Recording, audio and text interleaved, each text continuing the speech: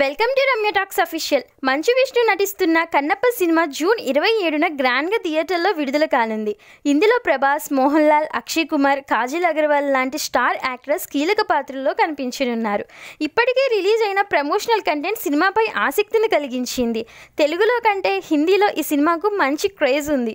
మరో 4 వారాల్లో సినిమా ప్రేక్షకుల ముందుకు రానుందని అనుకుంటుండగా మూవీకి సంబంధించిన హార్డ్ డిస్క్ మిస్సింగ్ వ్యవహారం హాట్ టాపిక్గా మారింది.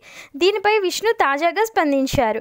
కన్నప్ప మూవీ ప్రమోషన్స్లో భాగంగా శుక్రవారం చెన్నైలో మీడియా మీట్ నిర్వహించారు. ఈ సందర్భంగా హార్డ్ డ్రైవ్ మాయమవ్వడంపై ప్రశ్నించగా రఘు, చరిత్ అనే వ్యక్తులే ఈ పని చేశారని విష్ణు ఆరోపించారు.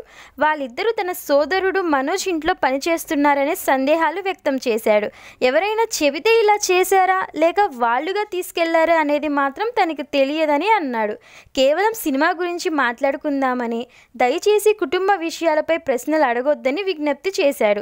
అందరి ఇళ్లల్లోనూ ఉండే సమస్యలేనని, శ్రీరాముడు చంద్రుడి ఇంట్లోనే సమస్యలు ఉన్నాయని, ఇక తానెంతని మీడియాకు తెలియజేశాడు. ఈ ఇన్ఫర్మేషన్ నచ్చితే లైక్ చేయండి. మరెన్నో ఇంట్రెస్టింగ్ టాపిక్స్ కోసం రమ్య టాక్స్ అఫీషియల్ ఛానల్ని సబ్స్క్రైబ్ చేసుకోండి.